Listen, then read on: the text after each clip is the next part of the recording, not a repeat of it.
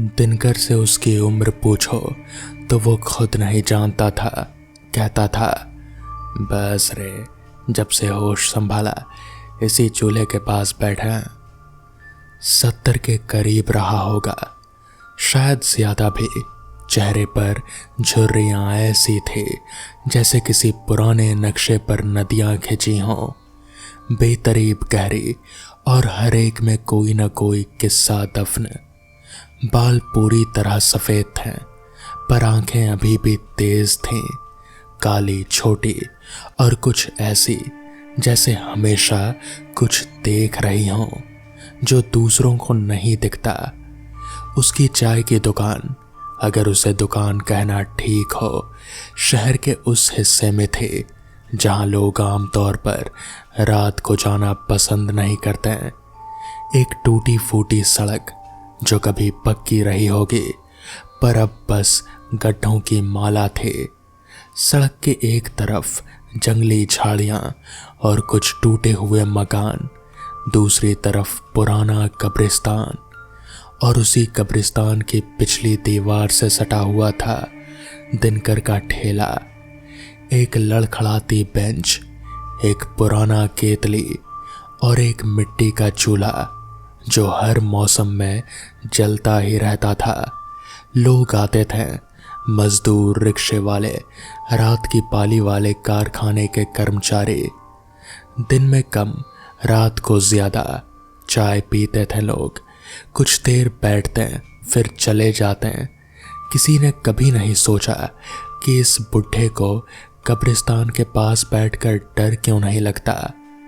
दिनकर से एक बार किसी ने पूछा था, काका, इस जगह पर दुकान, वो भी रात को? तो उसने बस हंसकर कहा था, मुर्दे तो चाय नहीं मांगते बेटा, जिंदा ही परेशान करते हैं। और फिर उसने चाय उसके हाथ में थमा दी। बात खत्म। पर वो रात अलग थी। जनवरी का महीना था। उत्तर की तरफ से आने वाली हवा ऐसी कड़वी थी जैसे किसी ने उसमें शीशे के टुकड़े मिला दिए हों। दिनकर ने उस रात एक मोटी चादर अपने कंधों पर डाली हुई थी और चूल्हे की लौ को थोड़ा और बढ़ा दिया था। आसमान में बादल थे, न पूरे न आधे, बस धुंधले से। चांद कभी दिखता, कभी छुप जाता। उस धुंधलके में कब्रिस्तान की पुरानी दीवार और भी धुंधली लगती थी, जैसे वो दीवार नहीं, कोई परछाई हो। रात के तकरीबन 2 बज रहे थे। आखिरी ग्राहक, एक रिक्शे वाला जिसका नाम रमेश था, आधे घंटे पहले जा चुका था। दिनकर अकेला था। केतली में चाय धीरे धीरे खदबदा रही थी। हालांकि पीने वाला कोई नहीं था, ये उसकी पुरानी आदत थी। चाय हमेशा तैयार रखना, जैसे कोई आए तो इंतजार न करना पड़े। वो उकड़ू बैठा था, आग के पास हाथ सेक रहा था, जब उसे पहली बार वो आवाज आई। एक कदम की आवाज नहीं थी, खुरचने जैसी कुछ थी, जैसे कोई भारी चीज को जमीन पर घसीट रहा हो। धीरे धीरे, रुक रुक कर आवाज कब्रिस्तान की दीवार से उस पार से आ रहे थे। दिनकर ने पहले ध्यान नहीं दिया। रात को इस इलाके में अजीब आवाजें आना कोई नई बात नहीं थी। कुत्ते, बिल्लियां, कभी कभी जंगली सूअर भी आ जाते थे, पर ये आवाज, ये उन सब से अलग थी। इसमें एक लय थी, एक ताल, जैसे किसी को पता हो कि कितनी देर में एक कदम रखना है। घसीट रुकना, घसीट रुकना। दिनकर ने आंखें उठाकर दीवार की तरफ देखा। वहां कुछ नहीं था, बस अंधेरा, और उस अंधेरे में एक पुरानी नीम का पेड़ जिसकी टहनियां हवा में कांप रहे थे। उसने एक पल रुककर ध्यान से सुना। आवाज बंद हो गई। वो वापस आग की तरफ झुका, केतली को थोड़ा हिलाया। चाय में से भाप उठ रहे थे और उस भाप से उसे हल्के गर्माहट मिल रहे थे। ठंड अब थोड़ी कम लग रहे थे। तभी उसने देखा कब्रिस्तान की दीवार के ऊपर नहीं, ठीक दीवार के पास कुछ था। पहले तो लगा कि बस परछाई है हवा में हिलती हुई झाड़ी की, पर परछाई हिलती नहीं थे, वो स्थिर थे, एकदम स्थिर। और वो देख रहे थे सीधे दिनकर की तरफ। उसका आकार अजीब था, इतना ऊंचा कि दीवार के ऊपर से भी दिख रहा था, पर चौड़ाई इतनी कम कि इंसान के लिए भी कम लगे, जैसे किसी को बहुत लंबा खींच दिया गया हो ऊपर की तरफ, पर चौड़ाई बिना बढ़ाए। सिर था, या कम से कम जो सिर होना चाहिए था वो जगह थे, पर उस जगह पर कोई चेहरा नहीं था, बस एक गोल चिकना अंधेरा। दिनकर की सांस रुक गई। उसने पूरी जिंदगी ये दुकान इसी जगह चलाए थे। 30 साल में बहुत कुछ देखा था। नशेड़ी झगड़े, एक बार एक आदमी का खून से लथपथ शरीर भी, जिसे उसने खुद अस्पताल पहुंचाया था। पर ऐसा कभी नहीं। वो चीज अभी भी वहीं थे, हिले नहीं, झुके नहीं, बस थे। दिनकर का हाथ जो केतली के हैंडल पर था अब कांपने लगा। वो नहीं जानता था कि डर से कांप रहा है या ठंड से, पर सच ये थे कि उस वक्त उसे ठंड बिल्कुल भी नहीं लग रहे थे। अजीब बात, जैसे उसका पूरा जिस्म एक ही बिंदु पर अटक गया हो, उन आंखों पर, या फिर जहां आंखें होनी चाहिए थे। वो चीज धीरे धीरे झुकी, दीवार की तरफ नहीं, दिनकर की तरफ। ऐसे जैसे कोई आदमी किसी को ध्यान से देखने के लिए आगे झुकता है, पर जिस तरह वो झुके वो इंसानी नहीं था। रेड की जगह पर कोई मोड़ नहीं था। वो चीज बस आगे की तरफ मुड़ गई, जैसे वो किसी लकड़ी की बनी हो जिसे किसी ने बीच से मोड़ दिया हो। और तब दिनकर ने सुना, कोई आवाज नहीं थे। यही सबसे ज्यादा डरावना था।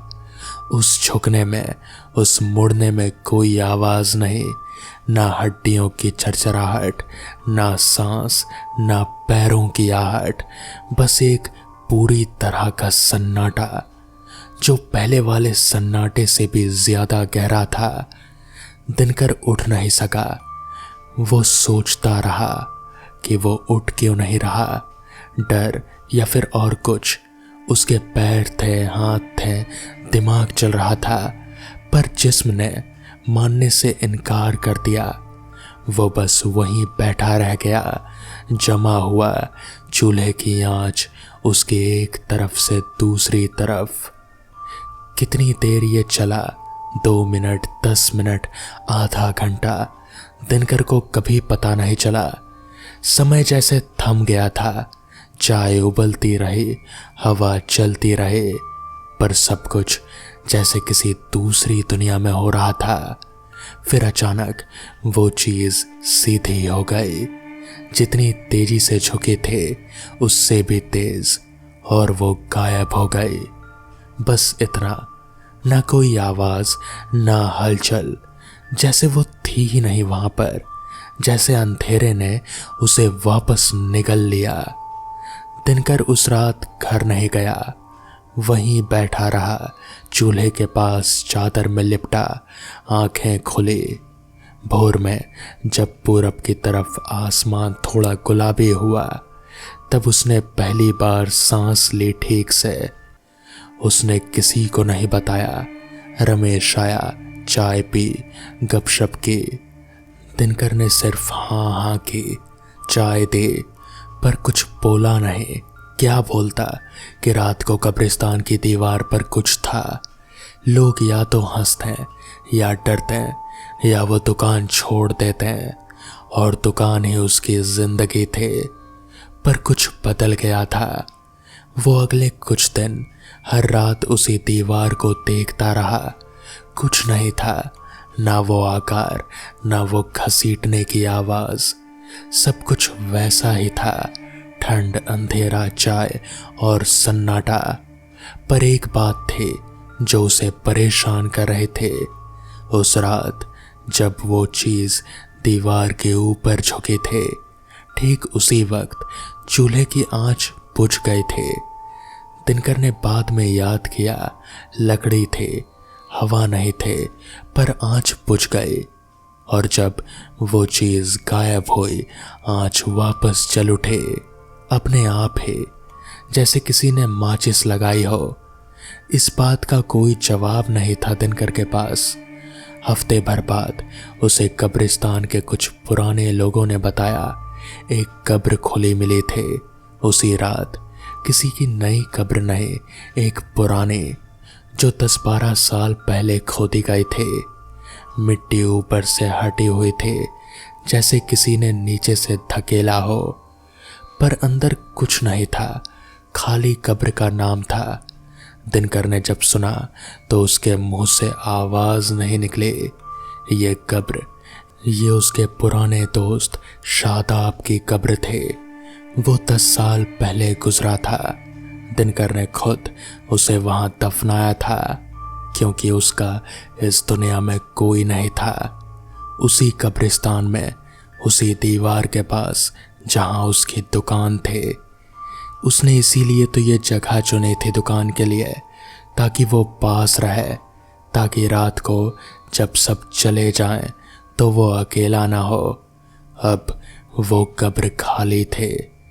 दिनकर ने उस दिन दुकान जल्दी बंद कर दी। घर आया, दरवाज़ा बंद किया, बहुत देर तक दीवार को ताकता रहा। फिर उसने कुछ ऐसा किया जो उसने बरसों से नहीं किया था। रोया, चुपचाप, बिना आवाज के। वो नहीं जानता था कि उस रात उसने क्या देखा। एक खौफ था जो समझ में नहीं आया, और एक खालीपन था जो समझ में नहीं आया, पर जिसे वो बर्दाश्त नहीं कर सकता था। अगले दिन वो वापस दुकान पर आया, चूल्हा जलाया, केतली चढ़ाई, चाय बनाई, और उसने एक और काम किया। उसने एक कप चाय निकाली, सबसे पहली कप, जो हमेशा सबसे गाढ़ी होती है, सबसे अच्छी, और उसे दीवार के पास रख दिया, जमीन पर, कब्रिस्तान की दीवार के बिल्कुल पास। पुराना था दिनकर, पर पागल नहीं था। वो जानता था कि जो उस रात दीवार के ऊपर था, वो उसका दोस्त शादाब नहीं था। शादाब ऐसा कभी था ही नहीं। शादाब कभी उसे इस तरह नहीं देखता, बिना चेहरे के, बिना आवाज के, बिना पहचान के। पर वो ये भी जानता था कि कब्र खाली थी, और वो खालीपन वो उससे सहा नहीं जा रहा था। तो चाय रखता हर रात, पहली कप। शायद शादाब के लिए नहीं, शायद उस चीज के लिए भी नहीं जो उस रात आए थे। शायद बस इसलिए कि जिंदगी भर उसने यही किया था। चाय बनाई, सबको दी, किसी को खाली हाथ नहीं जाने दिया। और अगर कभी वो चीज वापस आए, वो बेचेहरा, बेआवाज, लंबी सी चीज, तो कम से कम उसके हाथ में एक कप चाय होगी।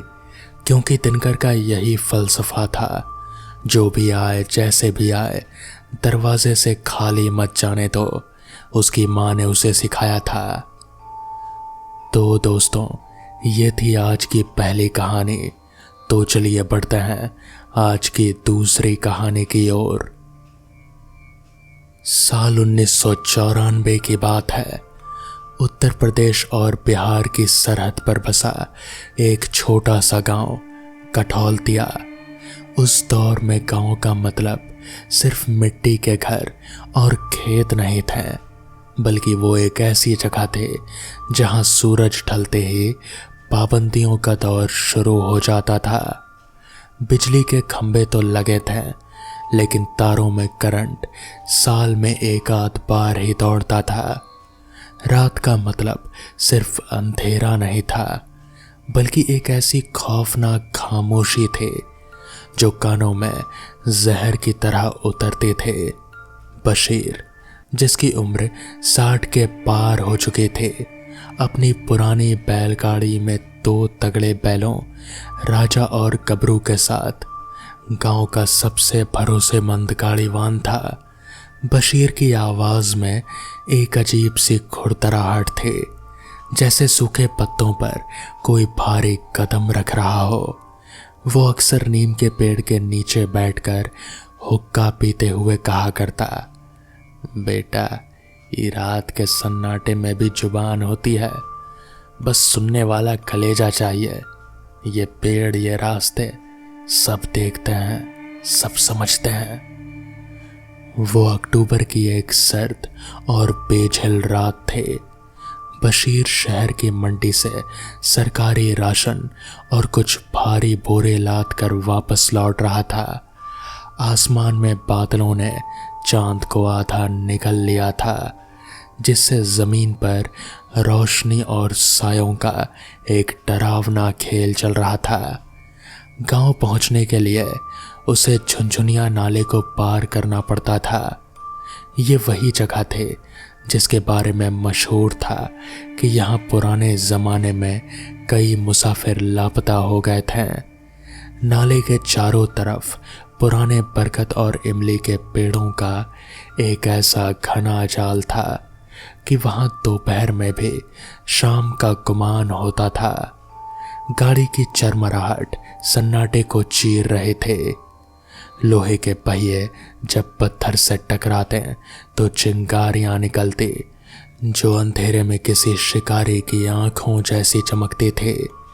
अचानक राजा और गबरू के कदम ठिठक गए।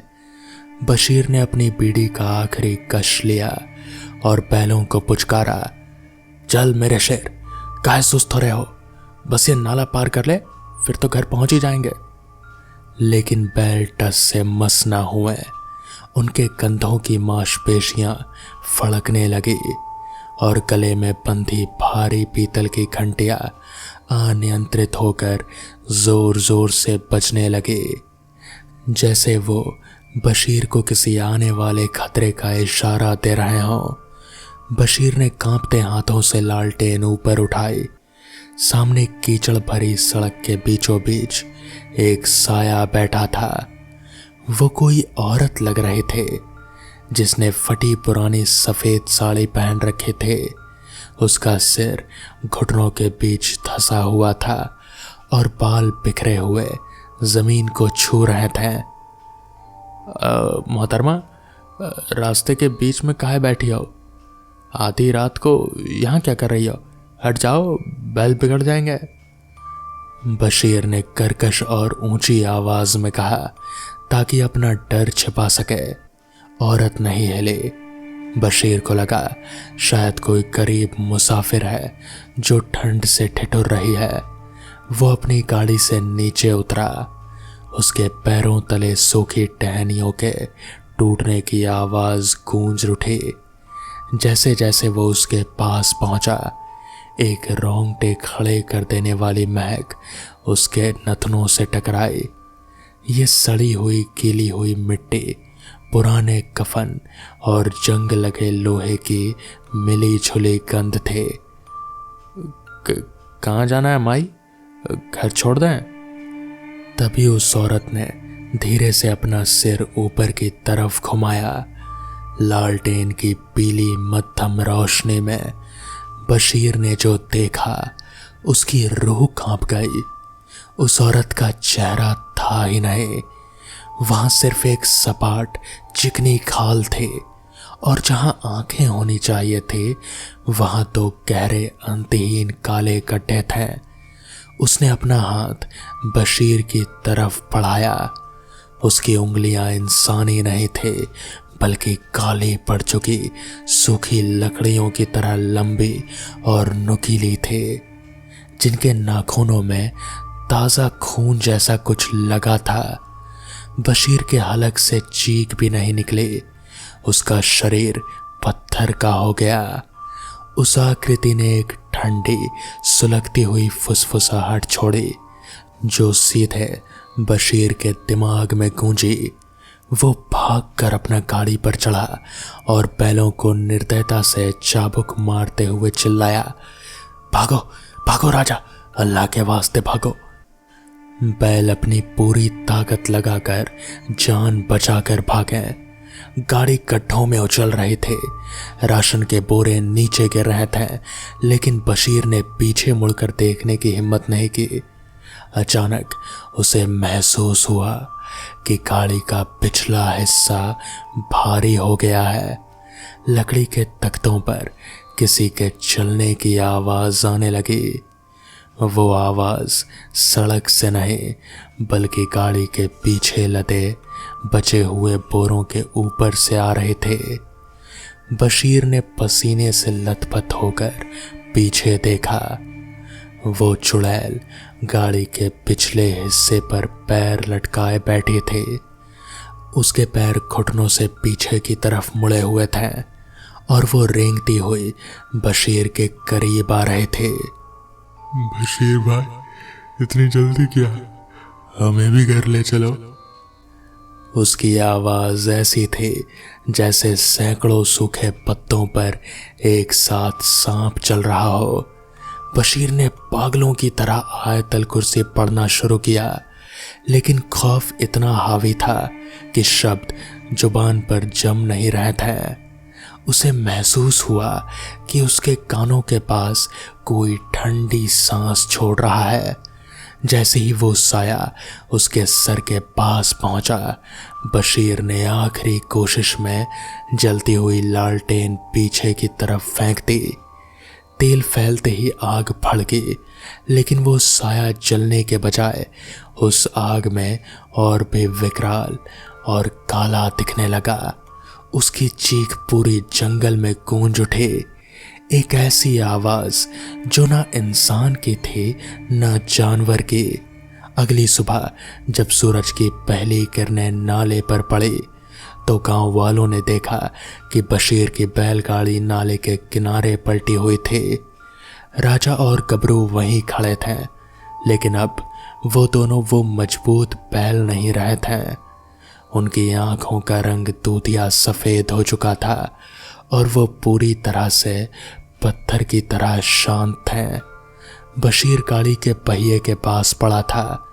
उसके शरीर पर एक भी खरोंच नहीं था, लेकिन उसके बाल जो कल तक काले थे अब बर्फ की तरह सफेद हो चुके थे। उसकी आंखें पूरी तरह खुले थे और उनमें एक ऐसा खौफ जमा हुआ था जिसे देखकर गांव का सबसे निडर शिकारी भी कांप गया। डॉक्टरों ने कागजों पर तो लिखा दिल का दौरा, लेकिन पूरा कठौलतिया गांव जानता था कि बशीर ने उस रात मौत के उस भयानक रूप को देख लिया था जिसे जिंदा आंखें बर्दाश्त नहीं कर सकती। आज भी जब गांव में अक्टूबर की ठंडी रातें आती हैं और बिजली चली जाती है तो झुनझुनिया नाले के पास से गुजरने वालों को एक पुरानी बैलगाड़ी की चरमराहट सुनाई देती है। लोग कहते हैं कि कभी कभी सन्नाटे में बशीर की वही फटी हुई आवाज आती है, अब मोहतरमा हट जाओ रास्ते से। और जवाब में एक ठंडी सड़ी हुई महक और पायल की हल्की सी खनक अंधेरे में खो जाती है। तो दोस्तों, ये थी आज की कहानियाँ। अगर आपको ये कहानियाँ पसंद आई हो तो वीडियो को लाइक और चैनल को सब्सक्राइब करना ना भूलें। तो मैं आपका दोस्त आर्यन जल्द ही मिलूँगा आपसे ऐसी ही किसी नई कहानी के साथ। तब तक के लिए अपना ख्याल रखें।